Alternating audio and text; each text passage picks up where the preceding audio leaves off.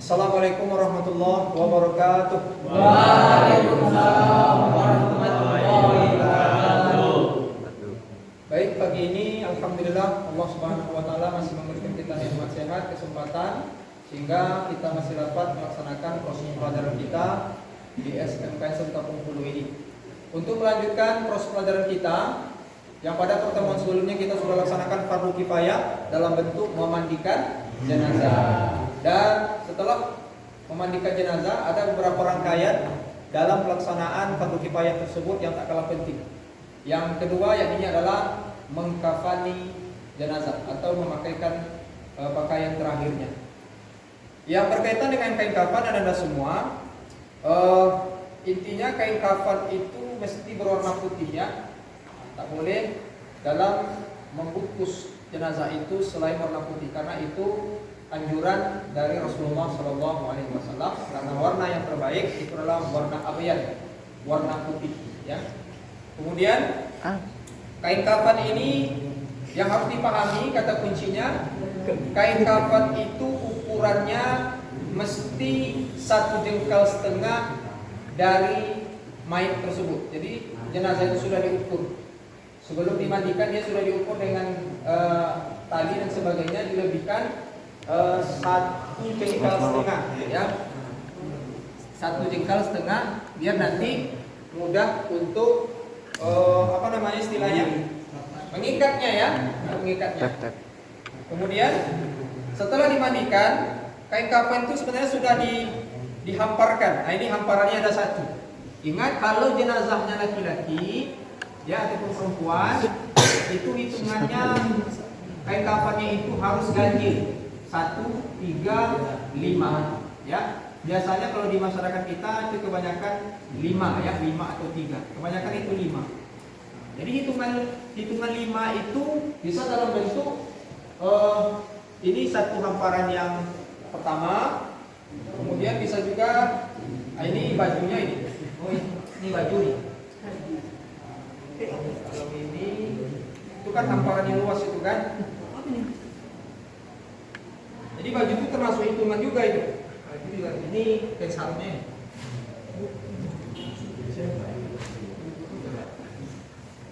Nah, berarti ini hamparan yang kedua nih, ya. Hamparan yang kedua. Tolong.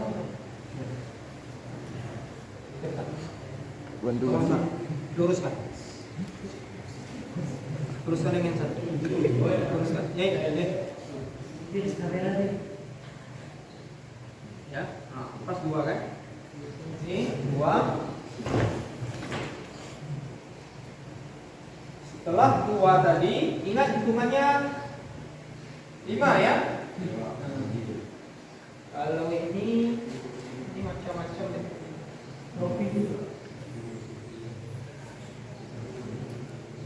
Baik, tolong jenazah Tirta diangkat.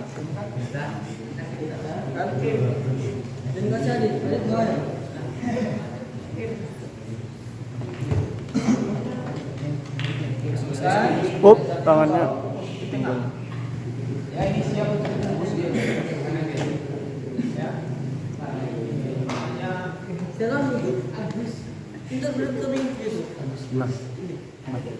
Setelah dirasa posisinya,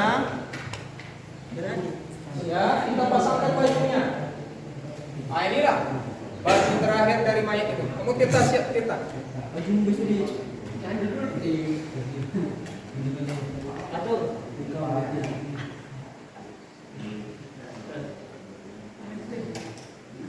Angkat ke badan jenazah dulu. Adit, jangan gerakkan baru ini sampai setengah. Woi, pelan-pelan, woi.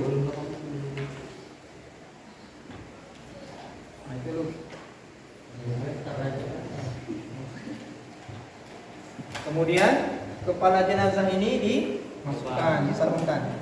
Ambillah baju terakhir ini. Nampak kan? Ini dilepaskan. Lepaskan. Ya. Yes,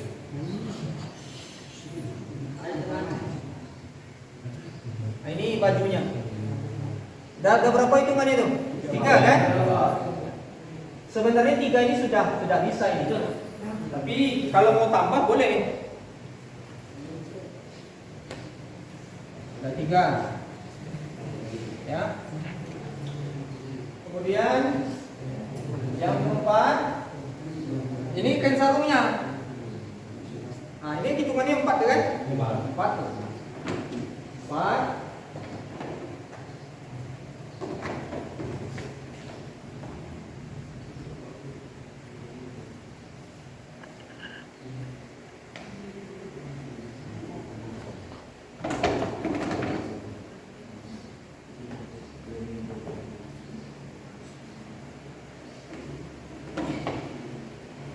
Yang gini saja, sarungnya. Kiranya itu bajunya, ini sarungnya. Jadi 4 aja gitu.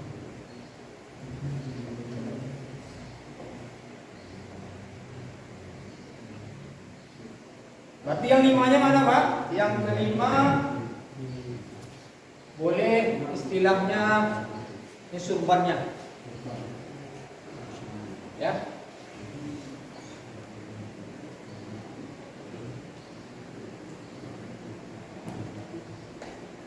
Ini dekat saja. Ya. Nah, ini boleh. Untuk lebih.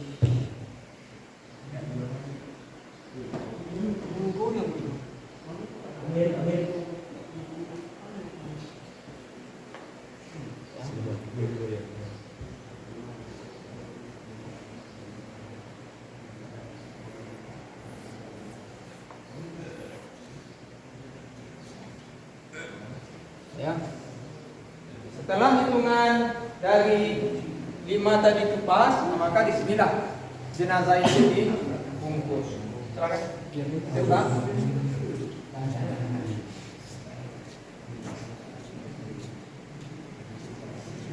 Ya.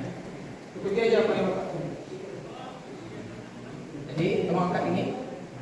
Angkat begini.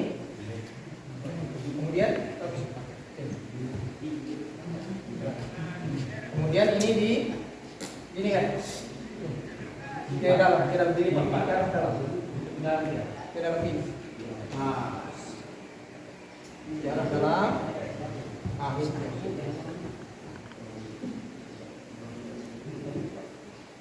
di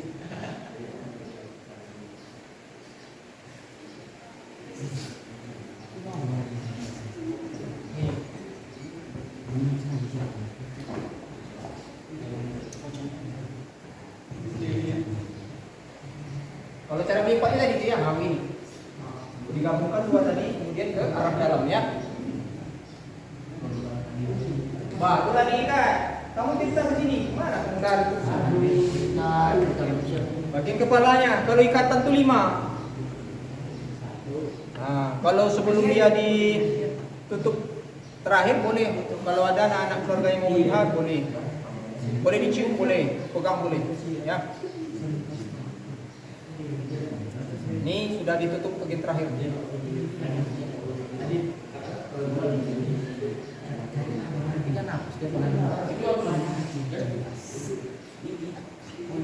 Untuk apa guna yang berlebih tadi itu? Nah, ini supaya bisa ngikatnya nanti. Ya, pocong basah.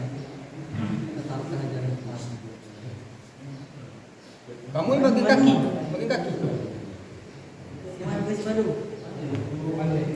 Ikatnya tak boleh ikat mati nih. Nanti karena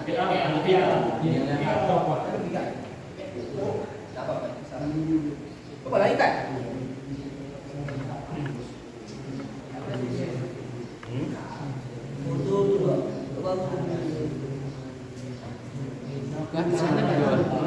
Jangan ikat mati. Bawa lagi dikit.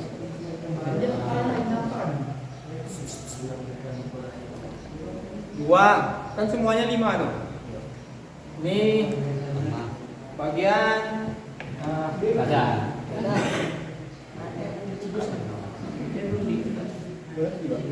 kamu sini.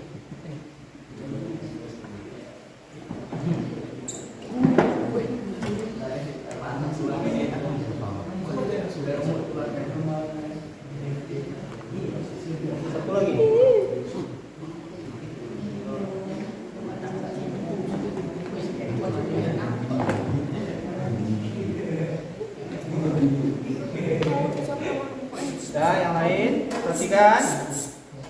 Perhatikan dengan baik sehingga nanti tak ada yang tidak paham. Ya.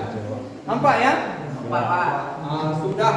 Nah, inilah bagian terakhir dari perjalanan hidup seorang manusia ketika dia dipasangkan kain terakhir. Ya, dia sudah menjadi ibaratnya pocong yang kita bayangkan. Ya, semua manusia akan seperti ini pada akhirnya.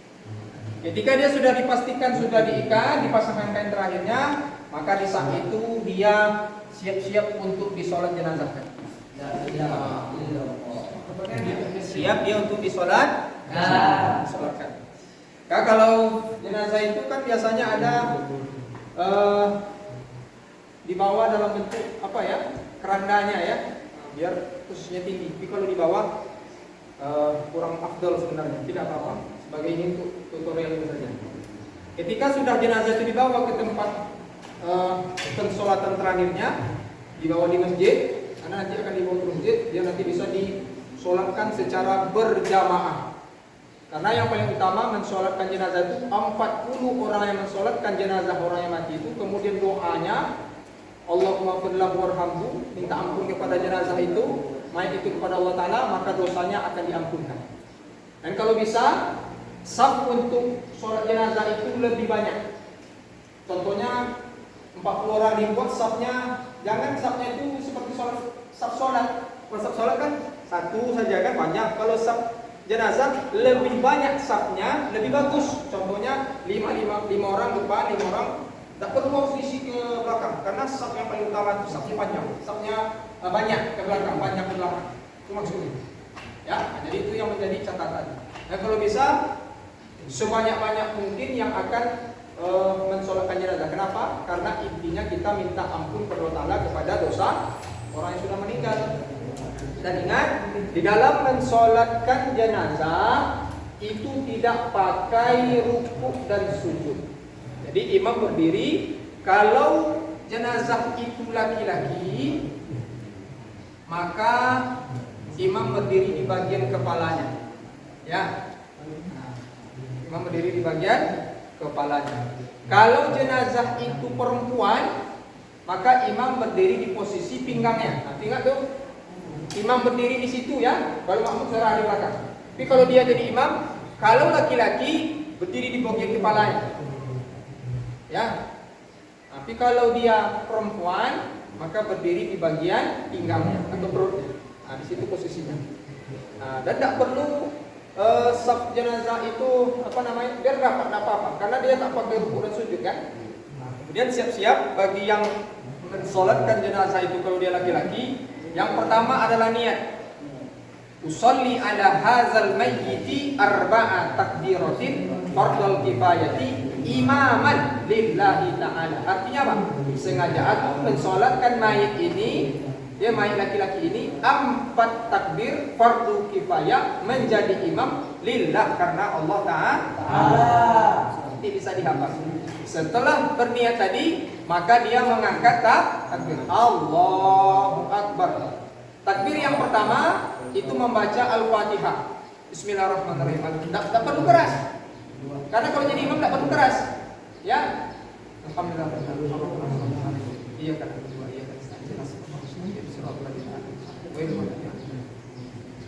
Lanjut takbir kedua. Allahu Akbar. Takbir kedua membaca sholawat. Allahumma sholli ala sayyidina Muhammad wa ala ali sayyidina Muhammad. Boleh yang pendek itu Pak, boleh. Tapi kalau panjang lebih bagus. Allahumma sholli ala sayyidina Muhammad kama shallaita ala sayyidina Ibrahim wa ala sayyidina Ibrahim wa barik ala sayyidina Muhammad wa sayyidina Muhammad kama barakta ala sayyidina Ibrahim wa ala sayyidina Ibrahim fil alamin innaka Hamidum Majid.